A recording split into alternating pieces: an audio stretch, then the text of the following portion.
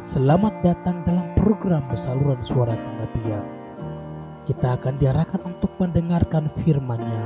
Fokuskanlah pikiran dan perasaanmu kepada Tuhan. Kita akan membaca bagian firman Tuhan. Saya akan membacakannya. Bapak, Ibu, Saudara-saudari jemaat memperhatikan Alkitab masing-masing. Menggunakan Alkitab terjemahan 2. 1 Petrus pasal 4 ayat 7-11 dalam perikop hidup orang Kristen. Kesudahan segala sesuatu sudah dekat. Karena itu kuasailah dirimu dan waspadalah supaya kamu dapat berdoa. Yang terutama, kasihilah sungguh-sungguh seorang akan yang lain, sebab kasih menutupi banyak sekali dosa. Berilah tumpangan seorang akan yang lain, tanpa bersungut-sungut. Layanilah seorang akan yang lain, sesuai dengan karunia yang telah diperoleh tiap-tiap orang, sebagai pengelola yang baik dari berbagai anugerah Allah. Jika ada orang yang berbicara, baiklah ia berbicara sebagai orang yang menyampaikan firman Allah. Jika ada orang yang melayani, baiklah ia melakukannya dengan kekuatan yang dianugerahkan Allah, supaya Allah dimuliakan dalam segala sesuatu melalui Yesus Kristus. Dialah yang punya kemuliaan dan kuasa sampai selama-lamanya. Amin. Demikian firman Tuhan kepada kita. Pujian kepada Yesus Kristus, Sang Kepala Gereja, kini kekal selama-lamanya. Amin. Persekutuan jemaat yang terkasih, bagian firman Tuhan dalam kitab 1 Petrus pasal 4 ayat 7-11, GKI di Tanah Papua memberikan judul, Orang Percaya Pengurus Kasih Karunia Allah di Dunia. Tertera pada liturgi kita di bagian depan. Orang percaya pengurus kasih karunia Allah di dunia. Bapak, Ibu, Saudara-saudari yang terkasih, dalam perenungan kita akan bagian firman Tuhan ini, saya mau memulai dengan pengantar. Izin, di tangan saya Bapak Ibu bisa lihat apa ini? Air mineral.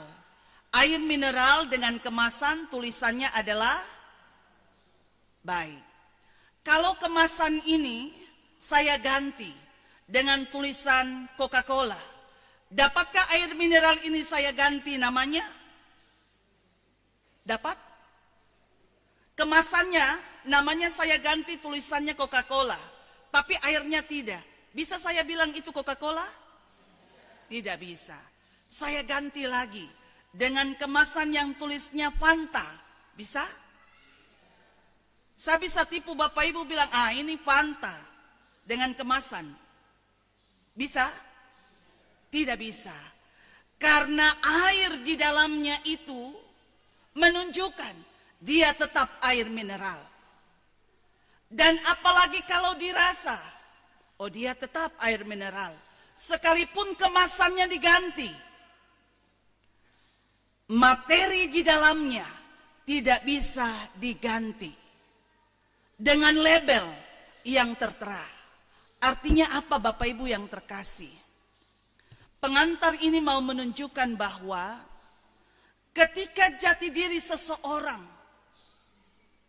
murni seperti air mineral ini, walaupun dia diberikan label apapun, tapi isinya menentukan siapa dia. Keadaan bisa memberikan label buat kita, tapi kita menentukan siapa kita. Dari penampakannya, tapi juga dari rasanya, menunjukkan ia tetap air mineral. Dari penampakan hidup kita, dari perilaku dan relasi kita, dari percakapan dan ekspresi kita, menunjukkan siapa kita, identitas kita. Persekutuan yang terkasih, kita diberikan tema orang percaya pengurus kasih karunia Allah di dunia. orang percaya pengurus kasih karunia Allah di dunia. Kasih karunia Allah menunjuk pada keselamatan Allah. Dan dalam perikop ini diingatkan bahwa orang percaya itu pengurus kasih karunia Allah di dunia. Orang percaya pengurus keselamatan Allah di dunia.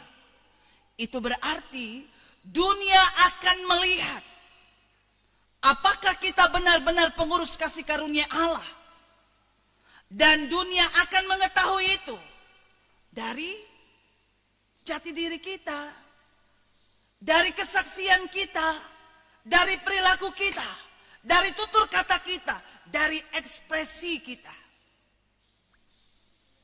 Kita yang akan buktikan bahwa kita ini pengurus kasih karunia Allah.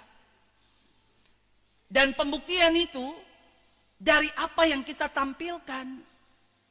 Orang boleh beri label, tapi label itu akan terlepas, akan terjawab. Itu hoax, itu fitnah, karena tidak seperti itu kita sesungguhnya. Inilah yang diharapkan oleh Rasul Petrus kepada jemaat Tuhan yang tersebar pada 5 wilayah. Kita lihat 5 wilayah itu ketika kita baca pasal 1. Saya baca sejenak. Dari Petrus Rasul Yesus Kristus kepada orang-orang pendatang yang tersebar di Pontus, Galatia, Kapadokia, Asia Kecil dan Bitinia, yaitu mereka yang terpilih sesuai dengan rencana Allah Bapa kita yang dikuduskan oleh Roh Kudus, supaya taat kepada Yesus Kristus dan menerima percikan darahnya. Kiranya anugerah dan damai sejahtera makin berlimpah atas kamu. Jadi surat ini ditulis kepada orang percaya, penerima kasih karunia Allah yang ada di 5 wilayah disebutkan tadi. 5 wilayah ini ada pada pemerintahan Kekaisaran Romawi, Bapak Ibu. Dan dalam pemerintahan Kekaisaran Romawi, kaisar itu harus disembah sebagai Tuhan. Kalau kaisar tidak disembah sebagai Tuhan oleh seseorang, oleh kelompok tertentu, itu berarti menjadi musuh bagi kaisar. Wah, ini tidak mungkin. Bagi orang percaya, orang Kristen yang disembah sebagai Tuhan itu Allah di dalam Yesus Kristus. Tadi kita sudah baca ke 10 hukum Tuhan. Jadi kalau menyembah kaisar sebagai Tuhan, itu bertentangan dengan pengajaran iman Kristiani. Orang percaya tak mungkin menyembah kaisar sebagai Tuhan. Tapi ketika tidak menyembah kaisar sebagai Tuhan, menjadikan diri dan kelompoknya musuh bagi kaisar. Maka tidak mengherankan dalam konteks pembacaan kita, orang Kristen, orang percaya distigma sebagai musuh dari kaisar. Maka keadaan ini memberi dampak kepada seluruh aspek kehidupan orang percaya, orang Kristen pada waktu itu. Wah, ini kaisar ini orang nomor 1 yang punya kekuasaan dan kekuatan. Selanjutnya, persekutuan yang terkasih. Ini konteks di dalam 5 wilayah yang dihadapi oleh orang percaya pada waktu itu. Ketika tidak menyembah kaisar sebagai Tuhan, mereka mengalami tekanan, mereka mengalami penderitaan pada seluruh aspek kehidupan. Bahkan mereka mengalami penganiayaan. Ini konteks dalam umat Tuhan pada waktu itu. Tetapi juga persekutuan yang terkasih. Di Yerusalem, di Bait Suci telah terjadi tindakan-tindakan yang nanti pada akhirnya mengarah pada kehancuran Bait Suci di Yerusalem. Dan itu mengakibatkan diaspora yang ada di Yerusalem, orang percaya yang ada di Yerusalem meninggalkan Yerusalem karena hancurnya Bait Suci itu. Lahirlah diaspora. Diaspora ini menyebar pada wilayah-wilayah. Bisa jadi masuklah Diaspora itu pada wilayah-wilayah yang kita baca tadi. Sekarang keadaannya, wah ketong susah. Baru kita terima diaspora lagi. Yang sesungguhnya juga adalah orang percaya, orang Kristen. Sudah mengalami tekanan di dalam, kini menghadapi tantangan dari luar. Dalam kondisi-kondisi yang demikian inilah, Rasul Petrus menulis surat ini, disebut dengan surat pastoral. Surat pengembalaan, bahwa ada identitas, ada jati diri dari orang Kristen, orang percaya itu. Ini dunia yang terjadi pada waktu itu. Bagaimana menanggapi dunia pada waktu itu? Tadi saya bilang, dalam konteks mereka di 5 wilayah itu sudah terjadi penekanan, penderitaan, penganiayaan. Ini saja sudah susah. Baru terjadilah peristiwa diaspora. Bisa jadi diaspora itu menghasilkan pendatang-pendatang ke dalam 5 wilayah ini yang identitasnya sama sebagai orang percaya. Dalam keadaan dunia yang demikian, Rasul Petrus mau mengajak dan mengajar dalam suratnya ini sebagai surat pengembalaan, surat pastoral, bagaimana pengurus kasih karunia Allah itu menyikapi dunia yang demikian. Tadi saya bilang ada label yang mau merusak supaya tidak lagi disebut sebagai air mineral. Tapi sebutan-sebutan itu akan gugur ketika nampaknya tetap. Sebutan stigma-stigma itu akan gugur ketika rasanya tetap. Nah, ini tetap air mineral. Seperti itu ilustrasi untuk orang percaya. Bagaimana menyikapi keadaan dunia dengan identitasnya sebagai orang percaya, pengurus kasih karunia Allah. Bapak Ibu, siapa itu Rasul Petrus? Kenapa dia bicara banyak untuk umat Tuhan sampai ke 5 wilayah yang adalah kekaisaran Romawi, tapi juga melihat yang ada di Yerusalem. Dia ini pemimpin gereja.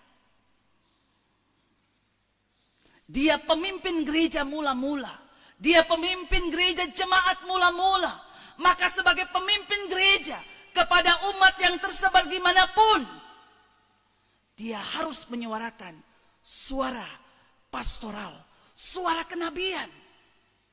Ingat, kita ini orang Kristen, kita ini orang percaya. Kita beda dalam menyikapi keadaan dunia. Sebab itu, surat pastoral, surat pengembalaan itu ditulisnya dan bagi semua orang percaya, walaupun secara khusus kepada 5 wilayah yang kita baca dalam 1 Petrus pada pasal yang keseluruhan. Diawali dengan kalimat di ayat 7, kesudahan segala sesuatu sudah dekat. Bisa jadi kalimat ini, kesudahan segala sesuatu itu menyangkut peristiwa bait suci di Yerusalem akan dihancurkan. Kesudahannya sudah dekat.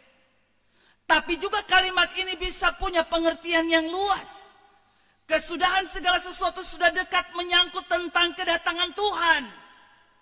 Tuhan bisa datang kapan saja Tuhan mau. Jadi harus lihat bahwa kesempatan ini sebagai waktu membuktikan kita ini pengurus kasih karunia Allah. Jangan ulur-ulur waktu.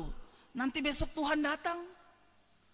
Kesudahan segala sesuatu sudah dekat tidak hanya menunjuk pada konteks bait suci di Yerusalem yang sudah mau mengarah pada keadaan yang akan dihancurkan. Tapi juga mau menunjuk pada keadaan waktu Tuhan. Bisa datang kapan saja. Kesudahannya sudah dekat. Kapan saja bisa datang. Maka waktu-waktu ini kesempatan kasih tunjuk kita ini pengurus kasih karunia Allah. Di dunia ini tempat di mana kita berada. Tapi bisa punya pengertian lagi tentang waktu kita manusia. Siapa mau tahu kita hidup panjang kah atau pendek? Tak ada satupun kita mengetahui kita punya panjang dan pendek kehidupan. Karena kita tidak mengetahui waktu hidup kita, maka kita harus melihat setiap waktu adalah kesempatan, peluang untuk kita pergunakan. Pembuktian bagi kita ini pengurus kasih karunia Allah. Di dunia di mana kita ada. Dunia yang penuh dengan keributan. Itu kesempatan. Tapi juga pengertian lain bisa dipahami bahwa kesudahan segala sesuatu sudah dekat mau menunjuk pada apa yang kita buat, itu nanti kita pertanggungjawabkan. Kesudahan segala sesuatu sudah dekat. Ingat apa yang kita buat akan kita pertanggungjawabkan.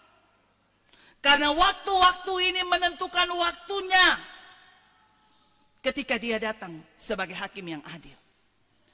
Maka Rasul Petrus mau mengarahkan dalam surat pastoral, surat pengembalaan ini untuk tidak melihat waktu ini dibuang percuma, tapi waktu ini adalah kesempatan untuk menunjukkan kita sudah menerima kasih karunia Allah, maka kasih karunia Allah itu kita urus baik-baik.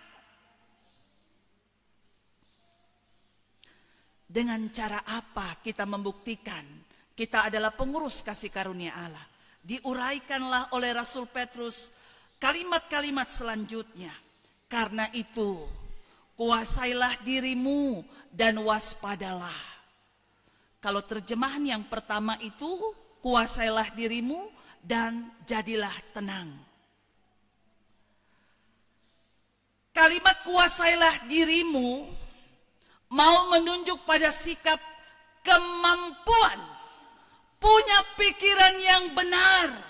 Sebab pikiran yang benar itu akan memberikan dampak pada perilaku, akan memberikan dampak pada tutur kata, akan memberi dampak pada pemahaman.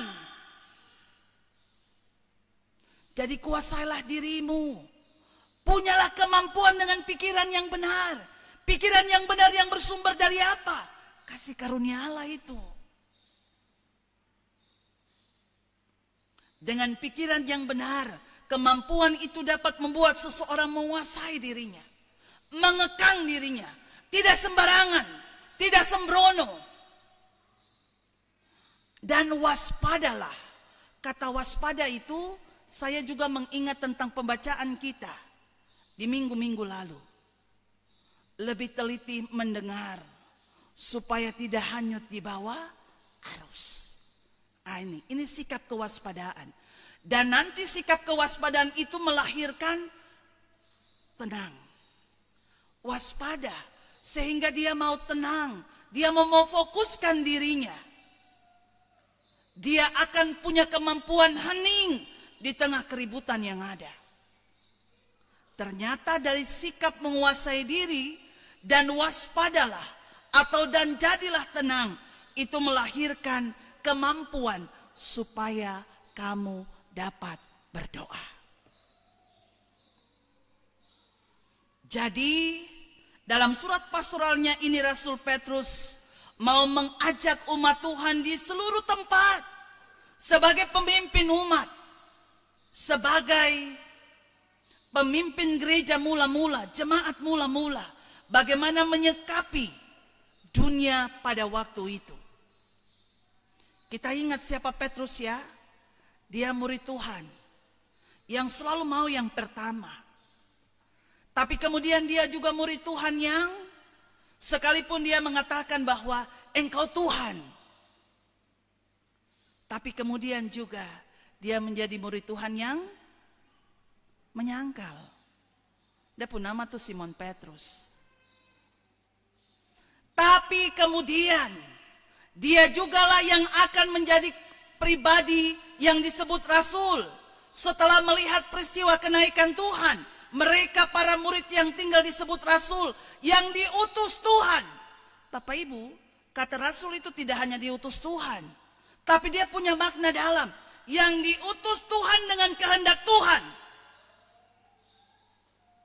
Sebab itu ketika peristiwa Pentakosta, ada yang bilang, itu dong mabuk anggur. Petrus berdiri dan berkhotbah. Dia bicara tentang kehendak Tuhan. Dia kasih ingat tentang nubuatan para nabi. Dan dia kasih tahu, ini bukan mabuk karena anggur. Dan dalam keadaan teks pembacaan kita juga, dalam keadaan dunia dalam teks pembacaan kita, dia juga berdiri sebagai seorang pemimpin umat. Dia kasih ingat, kita ini orang percaya, pengurus kasih karunia Allah di dunia ini. Kita ingat ya doa Tuhan Yesus kepada Bapa di sorga ketika Tuhan akan naik. Mereka engkau beri kepadaku. Aku tidak meminta engkau mengambil mereka, tapi minta supaya Tuhan menjaga mereka. Siapa itu? Orang percaya. Lalu persekutuan yang terkasih, ayat 8 sampai ayat seterusnya. Ternyata kita tidak hanya menerima apa yang dipastoralkan oleh Rasul Petrus, seorang yang disebut orang Kristen atau orang percaya, pengurus kasih karunia Allah. Dia tidak hanya diminta untuk menguasai diri dan waspadalah, supaya dapat berdoa, supaya punya keterhubungan dengan Allah. Tidak hanya itu, tapi keterhubungan dengan Allah harus disertai dengan pembuktian. Pengurus kasih karunia Allah, dia tidak hanya dipanggil dalam keterhubungannya dengan Allah, tapi juga dia dipanggil dalam pembuktiannya pada dunia di mana ia ada. Sebab itu sekali lagi kita lihat ayat yang ke-8 sampai pada ayat yang ke-11. Yang terutama,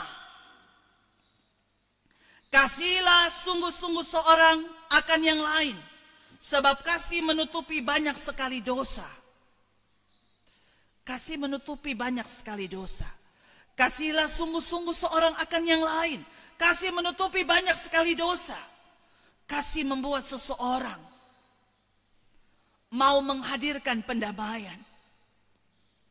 Sekalipun mungkin kemanusiaannya berbicara, tidak bisa. Sakit sekali. Tapi kasih menutupi banyak dosa. Kita mengasihinya, maka kita menunjukkan jati diri kita. Kalau kita tidak menunjukkan jati diri kita sebagai pengurus kasih karunia Allah, berarti kita sama dengan dia. Tapi kemanusiaan kita sakit. Tapi kita diingatkan tentang jati diri kita sebagai pengurus kasih karunia Allah. Rasul Petrus mau memberi keyakinan kepada umat. Apa yang hilang dari kita karena mematikan kemanusiaan kita dan memperunggulkan, memperdahulukan, mengutamakan kasih Allah yang sudah kita terima itu, sesungguhnya akan mendapat tempat. Saya kasih ingat kita pembacaan minggu lalu. Sekalipun Imam Eli adalah orang yang Tuhan pilih, tapi ketika dia gagal untuk menyatakan yang benar, menegur dari kesalahan anak-anaknya. Ayat 11 sampai 14 dari 1 Samuel 3 ayat 1 sampai 21. Dia mendapat bagian dari teguran Allah.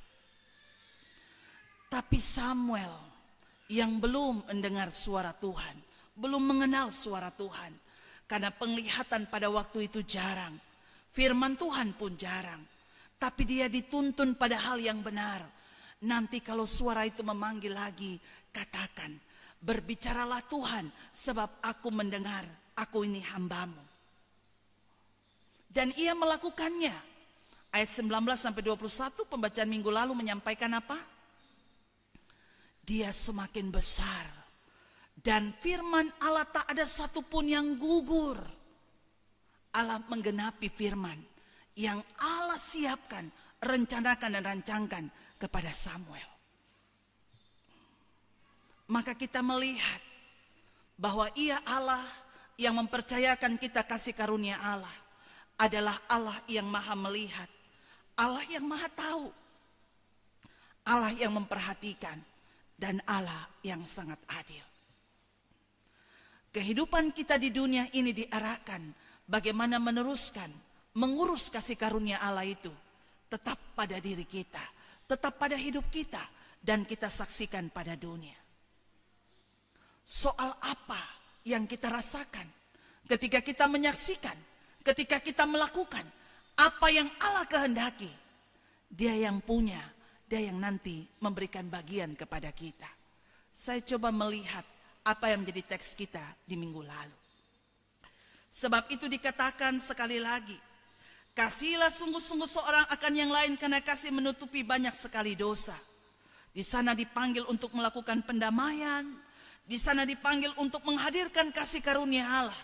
Sekalipun ada kemanusiaan kita yang harus kita sepelekan, atau dengan bahasa kasar, kita merasa tersakiti.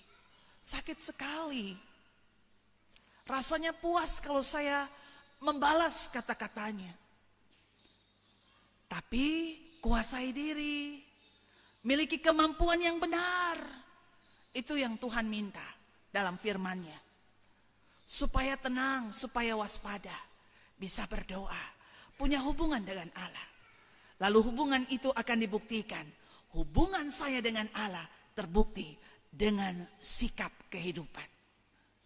Dikatakan pada ayat yang ke-8, lalu diminta, setelah mengasihi dengan sungguh-sungguh, diminta berilah tumpangan seorang akan yang lain tanpa bersungut-sungut. Kenapa kalimat bersungut-sungut ini ditambahkan? Karena tadi Bapak Ibu, ada keadaan yang terjadi pada wilayah yang dialami dari pemerintahan Romawi. Terasembah Kaisar, kam dapat sudah. Tapi kemudian ada diaspora, ada eksodus yang keluar dari Yerusalem menuju daerah-daerah. Bisa jadi 5 daerah ini. Kita sudah terbatas, tapi harus menerima apa yang datang, yang adalah bagian daripada orang percaya, yang harus diberikan tumpangan. Maka diminta untuk tanpa bersungut-sungut. Ayat 10, layanilah seorang akan yang lain, sesuai dengan karunia yang telah diperoleh tiap-tiap orang sebagai pengelola yang baik dari berbagai anugerah Allah. Selanjutnya, jika ada orang yang berbicara, baiklah ia berbicara sebagai orang yang menyampaikan firman Allah. Tempo bicara ini harus bicara seperti orang yang menyampaikan firman Allah. Jika ada orang yang melayani, baiklah ia melakukan dengan kekuatan yang dianugerahkan Allah, supaya Allah dimuliakan dalam segala sesuatu melalui Yesus Kristus. Dialah yang punya kemuliaan dan kuasa sampai selama-lamanya. Amin. Bapak Ibu persekutuan yang terkasih, dari surat pastoral Rasul Petrus atau surat pengembalaan yang diarahkan kepada jemaat Tuhan pada waktu itu, kini menjadi surat pengembalaan, surat pastoral bagi kita di masa kini. Apa dunia kita? Apa dunia pribadi kita? Apa dunia keluarga kita? Apa dunia jemaat kita? Apa dunia masyarakat kita? Pada dunia di mana kita berada, kita menjadi penerus kasih karunia Allah. Apa yang harus kita buat? Pembuktian. Kita tidak hanya punya keterhubungan dengan Tuhan Allah dalam doa-doa kita, dalam ibadah kita, dalam persekutuan-persekutuan kita sebagai orang percaya. Tapi hubungan kita itu juga harus kita buktikan dalam relasi kita. Keadaan apapun itu konteks dunia. Dalam dunia itu kita ditaruh, kita diletakkan, dihadirkan oleh Allah sebagai pengurus dari kasih karunia-Nya. Maka firman Tuhan ini mengarahkan kita. Ketika kita berdiri di tengah dunia itu, jadilah pastor, jadilah gembala. Mengarahkan dunia pada kebenaran Allah. Sikap kita, bicara kita, pelayanan kita, pelayani kita semua mengarahkan dunia pada kasih karunia Allah. Maka kita sementara menjadi surat pastoral, surat pengembalaan. Tidak hanya untuk diri kita, tapi untuk dunia. Ini pesan ketika kita akan masuk dalam kehidupan yang akan kita jalani. Kiranya kasih karunia Allah yang sudah kita terima daripada Allah, dalam kuat kuasa Roh Kudus, kita dituntun untuk memasuki kehidupan, menunjukkan pada dunia, kita adalah pengurus kasih karunia Allah. Maka kehadiran kita menjadi surat pastoral, surat pengembalaan. Suami istri, orang tua dan anak, anak dan orang tua, para hamba-hamba Tuhan, dengan jemaat dengan seluruh hamba Tuhan. Di konteks masyarakat kita berada, kita menjadi surat pengembalaan, surat pastoral. Kita belajar dari firman Allah dan melakukan firman itu dalam kehidupan kita. Mengimani dan mengaminkan apa yang kita buat seperti yang Allah kehendaki akan mendapat tempat dan perkenanan di mata Allah bagi kita semua. Dan apa yang kita persembahkan kepadanya sudah tentu akan berkenan dan akan mendapat bagian dari Ia yang menerima persembahan kita.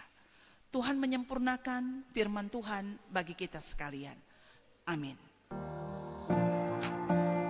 Terima kasih sudah menonton. Jangan lupa tinggalkan like, komen, dan subscribe supaya Injil Tuhan diberitakan di atas bumi ini.